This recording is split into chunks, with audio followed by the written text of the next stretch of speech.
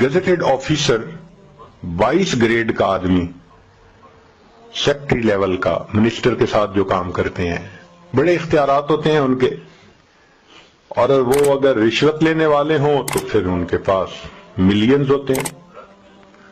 ایسا ہی ایک آدمی تھا، پرسنالٹی بھی بہت امپریسو تھی، تعلیم بھی بہت تھی، اور اس کے پاس رشوت کا مال بھی کروڑوں میں تھا۔ اس نے اپنا گھر بنایا ایک کالونی میں، قدرتاً مسجد بالکل قریب تھی۔ جب وہ شفٹ ہو گیا تو رویا ہوا تھا، تو مسجد میں فجر کی اذان ہوئی، اس کی آنکھ کھل گئی۔ اس نے کہا یہ کیا مسئلہ ہے، یہ روز میری نیند خراب کیا کرے گا۔ اس نے اگلے دن مؤذن کو بلوایا اور کہا کہ بھئی تم جو ہے اسپیکر پہ مت اذان دیا کرو۔ مؤذن نے نمازیوں کو بتایا تو نمازیوں نے کہا بھئی ہم بوڑھے ہیں، ہم تو گھڑی بھی نہیں دیکھ سکتے، اذان کے انتظار میں ہوتے ہیں، اذان ہوتی ہے تو ہم مسجد میں آتے ہیں اور ساری مسلمانوں کی آبادی ہے، کیا مسئلہ ہے تمہیں، کیوں تم اذان نہیں دیتے؟ انہوں نے کہا نہیں، تم اذان دو لاؤڈ سپیکر میں فجر کی، کوئی بات نہیں۔ اگلے دن اس نے پھر اذان دی۔ اب یہ آفیسر صاحب جن کو اپنی طاقت کا، اختیارات کا، پیسے کا اتنا ناز تھا، یہ دن میں اٹھا، اس نے مؤذن کو بلوایا، ایک تھپڑ لگایا، تجھے کہا نہیں تھا کہ اذان نہیں دینی اسپیکر میں، کیوں دی؟ اس نے کہا جی سارے محلے والے چاہتے ہیں کہ میں دوں، میں کس کی مانوں کس کی نہ مانوں؟ بس اس بندے کا یہ عمل ایسا اللہ کو ناپسند ہوا کہ میری عظمت کی آواز لگتی ہے اور اس کی نیند خراب ہوتی ہے۔ لو جی، چند دن کے اندر اس گزٹڈ آفیسر صاحب کے اوپر فالج کا اٹیک ہو گیا، دونوں ہاتھ یوں۔ اب جب دونوں ہاتھ بیکار ہو گئے تو دفتر والوں نے بھی چھٹی کرا دی کہ جی آپ سک لیو پہ جائیں، اگر ٹھیک ہو گئے تو آئیں، ورنہ پھر ختم۔ 1 سال علاج کرتا رہا، کوئی فائدہ نہ ہوا، تو دفتر والوں نے کہا کہ بھئی آپ اپنی ریٹائرمنٹ لے لیں بینیفٹس کے ساتھ، پیسے تو مل گئے بہت سارے، مگر دولت تو چلی، نوکری تو چلی گئی۔ اب جب گھر آ گیا تو اللہ کی شان کے فالج کا پھر اٹیک ہوا اور دونوں پاؤں بھی اسی طرح معذور ہو گئے، پاؤں سے بھی معذور، ہاتھوں سے بھی معذور۔ سارا دن گھر میں ہے، طبیعت تو بڑی افسرانہ تھی، اب کبھی بیوی کو ڈانٹتا ہے، کبھی بچے کو، یہ نہیں کر رہے وہ نہیں کر رہے، تو گھر والے بھی خدمت کر کر کے پریشان۔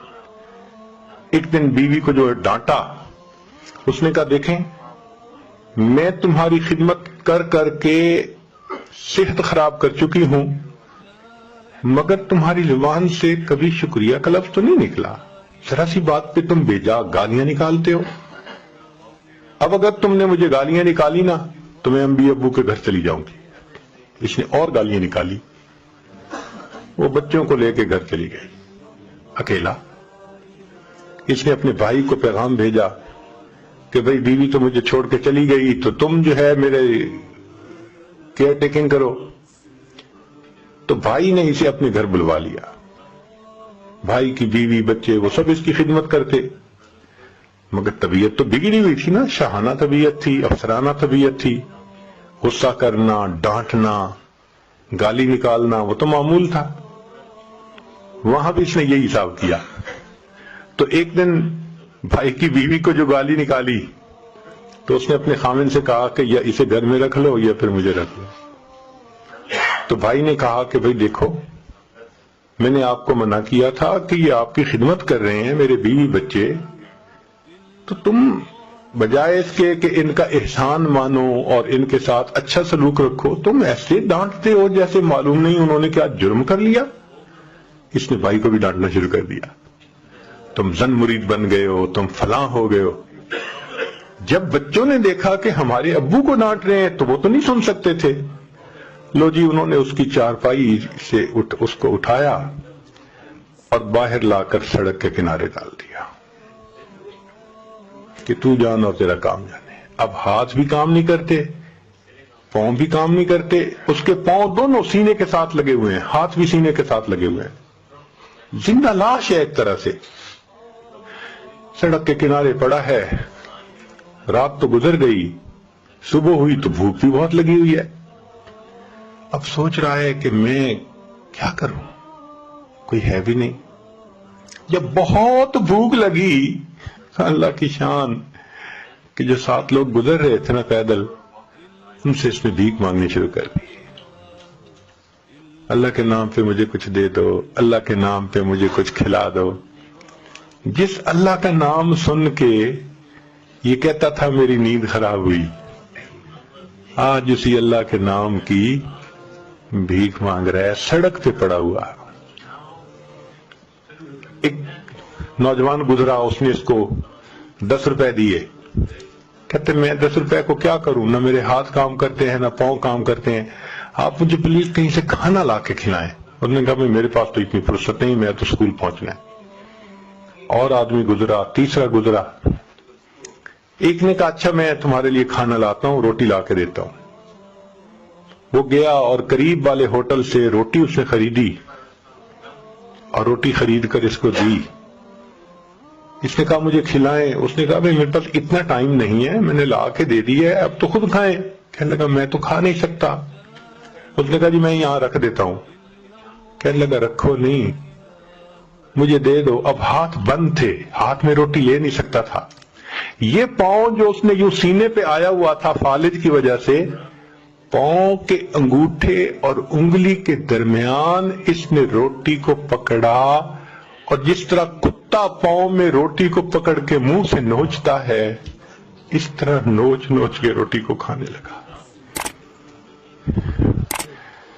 اللہ اکبر کبیرہ۔ جس کو اپنے حسن پہ ناز تھا، دولت پہ ناز تھا، اختیارات پہ ناز تھا، اتنا نافرمان بن گیا کہ اللہ کا نام سنتا ہے تو کہتے ہیں میری نیند خراب ہوتی ہے۔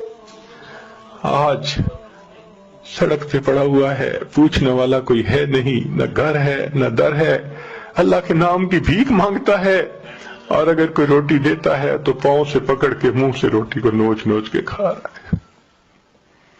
اللہ تعالیٰ جب بندے سے ناراض ہوتے ہیں پھر تگنی کا ناچ نچا۔ يبق من الاسلام الا اسمه ولم يبق من القرآن الا رسمه، کہ لوگ صرف نام کے مسلمان ہوں گے، ان کی زندگیوں میں اسلام نہیں ہوگا۔ قرآن کریم لکھا ہوا تو ہوگا، وہ چھپا تو جائے گا، اور لوگ اس کو بہت اچھے انداز میں چھپائیں گے، مگر قرآن کریم کو پڑھنے والے بہت کم ہوں گے۔ آپ صلی اللہ علیہ وسلم نے ارشاد فرمایا کہ میری امت پر ایسا دور آئے گا کہ مرد عورتوں کی طرح لباس پہنیں گے اور عورتیں مردوں کی طرح لباس پہنیں گی۔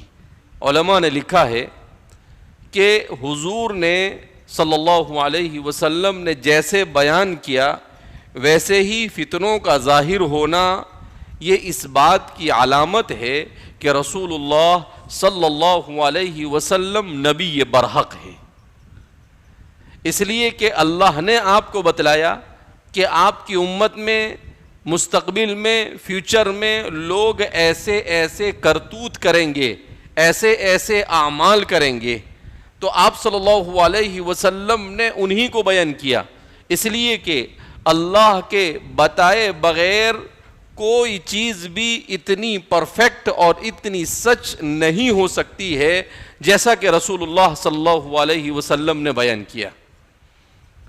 تو آپ صلی اللہ علیہ وسلم نے بیان کیا کہ میری امت میں ایک زمانہ ایسا آئے گا، لم يبق من الاسلام الا اسمه ولم يبق من القرآن الا رسمه، کہ لوگ صرف نام کے مسلمان ہوں گے، ان کی زندگیوں میں اسلام نہیں ہوگا۔ قرآن کریم لکھا ہوا تو ہوگا، وہ چھپا تو جائے گا، اور لوگ اس کو بہت اچھے انداز میں چھپائیں گے، مگر قرآن کریم کو پڑھنے والے بہت کم ہوں گے۔ آپ صلی اللہ علیہ وسلم نے ارشاد فرمایا کہ میری امت پر ایسا دور آئے گا، بڑی عالی شان مسجدیں بنائی جائے گی، خوبصورت مسجدیں بنائی جائے گی، لیکنہم خراب، مگر اس میں کوئی نماز پڑھنے والا نہیں ہوگا۔ آپ صلی اللہ علیہ وسلم نے ارشاد فرمایا کہ میری امت پر ایسا دور آئے گا کہ اس دور میں سود اور ربا یہ اتنا عام ہو جائے گا کہ کوئی شخص ایسا باقی نہیں رہے گا جو سود، انٹریسٹ اور ربا کے کھانے کے اندر مبتلا نہ ہو۔ آپ صلی اللہ علیہ وسلم نے ارشاد فرمایا کہ میری امت پر ایسا دور آئے گا کہ مرد عورتوں کی طرح لباس پہنیں گے اور عورتیں مردوں کی طرح لباس پہنیں گی۔ آپ صلی اللہ علیہ وسلم نے ارشاد فرمایا کہ میری امت کے اوپر ایسا دور آئے گا کہ وہ اونچی اونچی بلڈنگوں کے بنانے میں ایک دوسرے سے آگے بڑھنے کی کوشش کریں گے، یتطاولون فی البنیان۔ آپ صلی اللہ علیہ وسلم نے ارشاد فرمایا میری امت پر ایسا دور آئے گا کہ شراب عام ہو جائے گی، میوزک اور موسیقی یہ عام ہو جائے گی۔ میری امت پر ایسا دور آئے گا کہ زنا عام ہو جائے گا۔ تو اللہ کے رسول صلی اللہ علیہ وسلم نے جن چیزوں کو جیسے بیان کیا، آج ان تمام چیزوں کو ہم اپنی آنکھوں سے دیکھ رہے ہیں۔ مگر آپ صلی اللہ علیہ وسلم نے یہ کیوں بیان کیا؟ آپ نے اس لیے بیان کیا تاکہ میری امت اسے جاننے کے بعد اس سے بچنے کی کوشش کرے۔ آپ صلی اللہ علیہ وسلم پر جس کتاب کو بھیجا گیا اور جس امت کی طرف آپ کو رسول بنا کر بھیجا گیا، اس امت کی تربیت کے لیے رسول اللہ صلی اللہ علیہ وسلم نے جو فکریں اڑھائی ہے، حضور نے جو محنتیں کی ہے، رسول اللہ صلی اللہ علیہ وسلم نے اپنی امت کے لیے جو دعائیں کی ہے اور اپنی امت کو دین سمجھانے کے لیے جو قربانیاں عطا فرمائی ہے، خدا پاک کی قسم ہم آپ صلی اللہ علیہ وسلم کے اس احسان کو کبھی فراموش نہیں کر سکتے۔ تو اس لیے میرے نوجوانوں، اللہ رب العزت نے ایمان اور اسلام دیا، مگر عجیب اللہ کے رسول صلی اللہ علیہ وسلم نے ارشاد فرمایا کہ میری امت پر ایسا زمانہ آئے گا کہ لوگ اسلام سے نکلنے کو آسان سمجھیں گے۔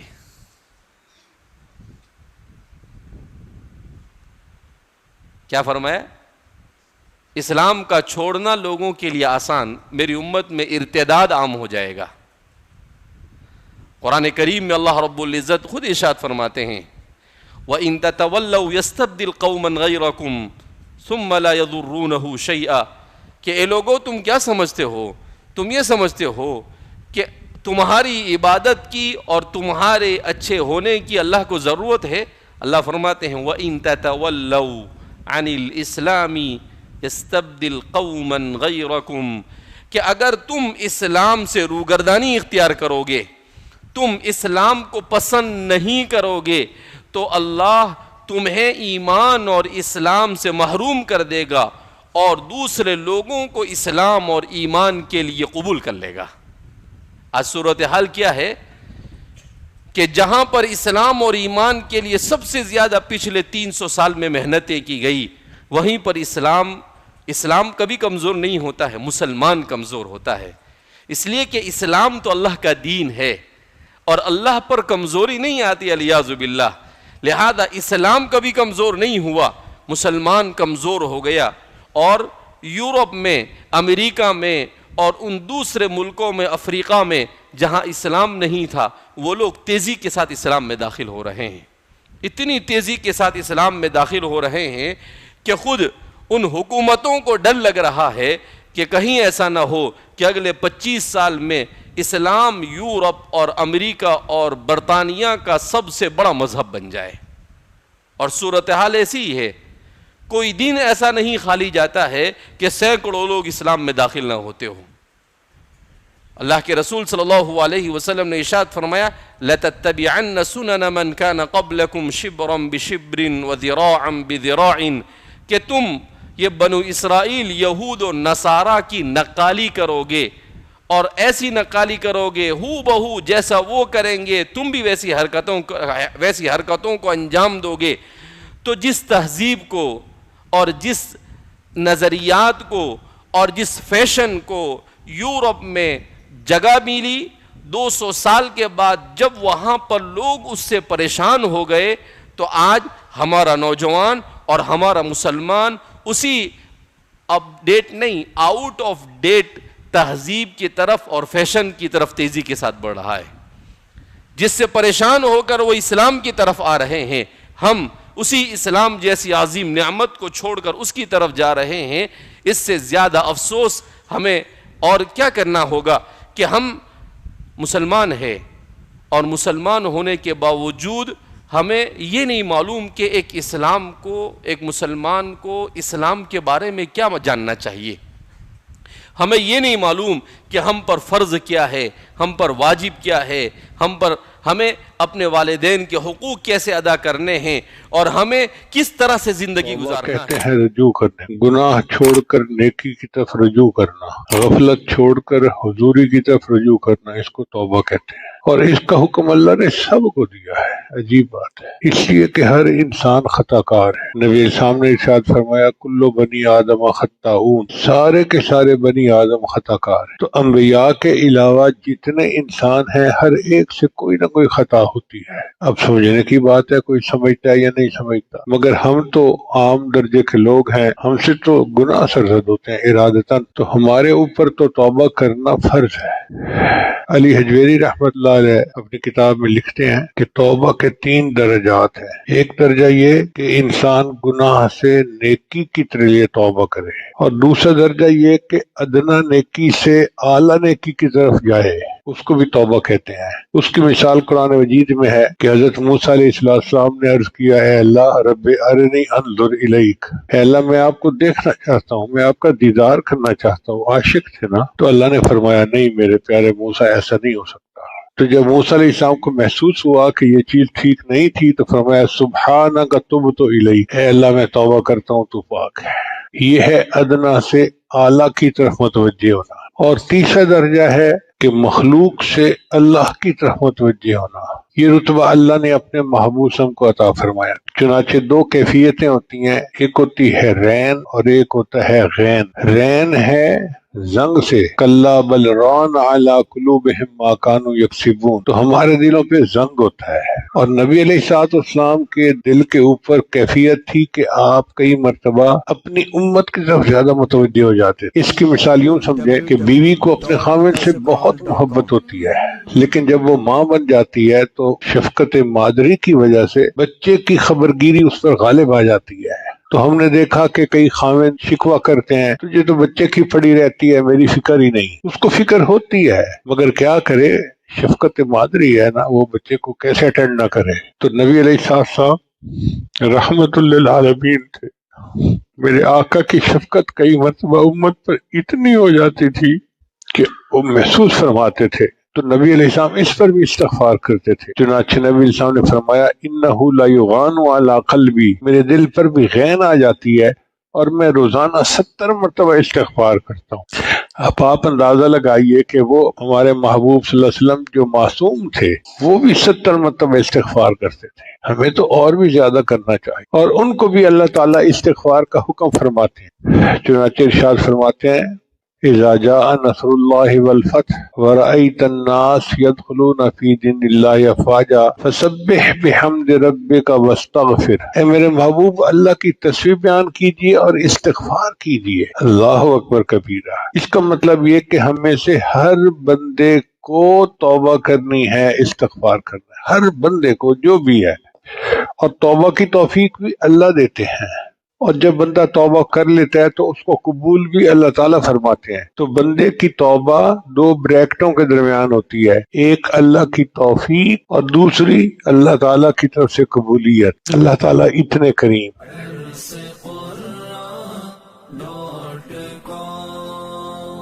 www.darsequran.com